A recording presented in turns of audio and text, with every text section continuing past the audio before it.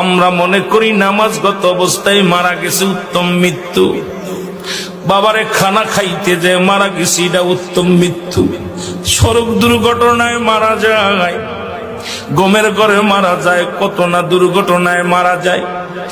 আল্লামা মুফতি আমজাদ আলী সাহেব তার কিতাবের মধ্যে লিখতে যায় বললেন, মানুষ শোনো, 70টা তাজা উটের গায়ের চামড়া জবাই না করিয়া উল্টো দিকে টান দিয়ে লবণ আর মরিচ লাগায় দিলে যতটুক যন্ত্রণা হয়,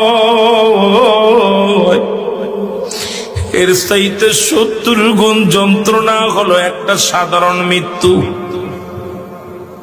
এখন আমরা মরণকালে অনেকে পায়খানা করে দিই রে,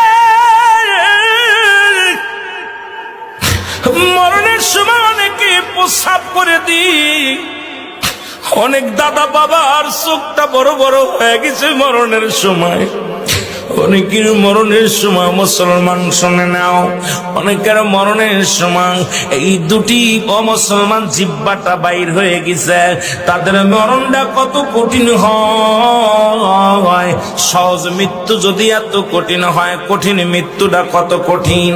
আর কত মানুষের জানাজা পড়লা, কত মানুষের দাফন করলা, কত মানুষের শেষ গোসল করে দিলা।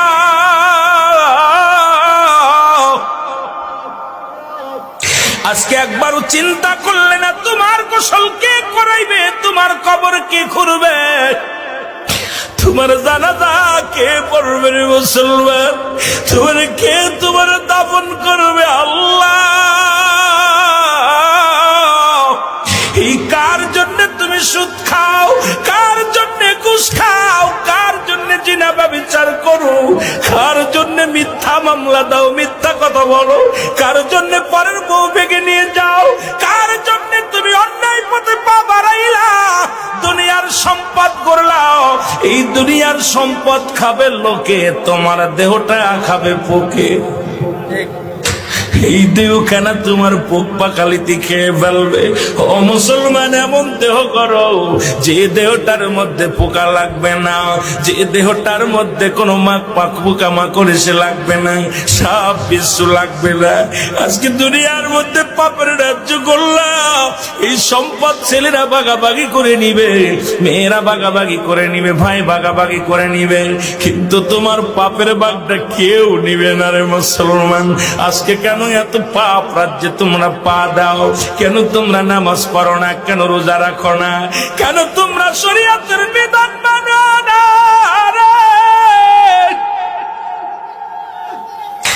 এই দুনিয়ার মানুষের কোন দিন ডাকে যাবে আল্লাহ, এই দুনিয়ার মায়া ছেড়ে চলে যাব। এই দুনিয়ার ভিতরে ছিলাম না, থাকবো না, থাকা সম্ভব নয়। এই জন্য চোখের পানি ছেড়ে দাও, কাঁদো চোখের পানি। যে চোখ দিয়া মাছের চোখের মতো একটু পানি গড়াইয়া পড়বে, আমার আল্লাহ চোখ দিয়ে জাহান নামে দিবে না। ও মুসলমান, কত আলোচনায় বসলাম, চোখের পানি আসে না। কত বক্তার ওয়াজ শুনলাম, কেন অন্তর কাঁদে না? কেন আমাদের অন্যায় পথে এত ধাবিত হয়? কেন আজকে এত অন্যায় করি?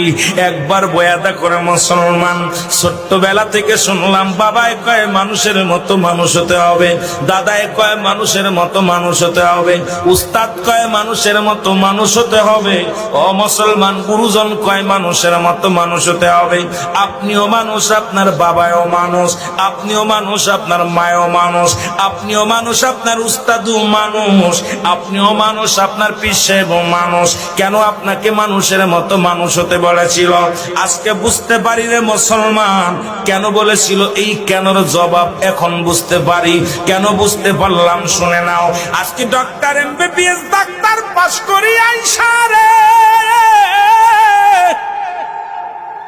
টাকার জন্য যাদের অপারেশন থিয়েটারে যাই না, আজকে ডাক্তারি পিএইচডি করিয়া বড় বড় ডিগ্রি নিয়ে ডাক্তার হইয়া টাকার জন্য যাদের হাতে রোগী মারা যায়, এই ডাক্তারগুলো মানুষ না অমানুষ? জোরে বলেন, মানুষ কি অমানুষ? আওয়াজ জোরে হয় নাই, মানুষ কি অমানুষ?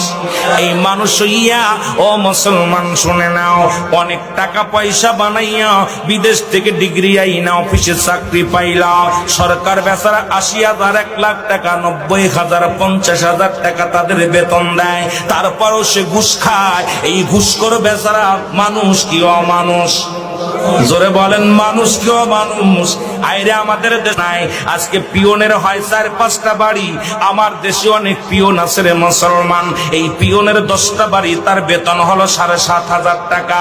কেমনে সে ভিআইপি গাড়িতে চড়ে, কেমনে বাজানদের এই দুনিয়ার মধ্যে ৫তলা বাড়ির মালিক হয়, 10তলা বাড়ির মালিক হয়? এরা আসলে মানুষ নয়, এরা হলো অমানুষ। যে ছাত্র শিক্ষক, যার ছাত্র ভাইয়েরা পাঠদান করতে যাইয়া ছেলেদেরকে প্রাইভেট পড়াবে বলে পার্সোনাল ভাবে ক্লাসে লেখাপড়া ঠিক মতো করায় না, প্রাইভেটের নিশায়, টাকার নিশায় যে ছাত্র জীবন নষ্ট করে দেয়, সেই শিক্ষক মানুষ কি অমানুষ? যারা বলো মানুষ কি অমানুষ? আওয়াজ নাই, আপনাদের মুখের জবান বন্ধ থাকলে আলোচনা হবে না। এ মুসলমান শোনে নাও, এই দুনিয়ার মধ্যে যে ছেলে লেখাপড়া শিখে গাঁজা গুলি খায়, কি মানুষ কি অমানুষ? যারা মাদক সেবন করে, এরা মানুষ কি অমানুষ? মুসলমান, আজকে দেশের সম্পদ যারা গাড়ি আগুন দেয়, যারা বোমা মারে, মানুষকে হত্যা করে, এরা মানুষ কি অমানুষ? এর মুসলমান, কোন মানুষ কোনদিন মানুষকে মারতে পারে না। এই মানুষকে পুড়ায়া দেয়, মানুষকে জ্বালায়া দেয়। আপনারা আবার কইলে আবার বলবেন রুল আমিন সাহেব বুঝি আমলিকের দালাল। নারে বাজান না, শুইনালন। যারা দেশের সম্পদকেও রক্ষা করতে পারে না, এই সমস্ত মানুষগুলো কোনদিন মানুষ হতে পারে না। আমার দেশে অনেক পুলিশ আছে তাহাজ্জুদের নামাজ পড়ে, আবার কিছু পুলিশ আছে 20 টাকাও ঘুষ খায়, 10 টাকাও ঘুষ খায়। ওই পুলিশগুলো মানুষ কি অমানুষ? যারা বলো মানুষ কি অমানুষ? আজকে যারা মানুষ হইয়া লেখাপড়া করিয়া গো, বাবা মায়ের বৃদ্ধ বাবা মায়ের যাদের কাছে জায়গা হয় না রে,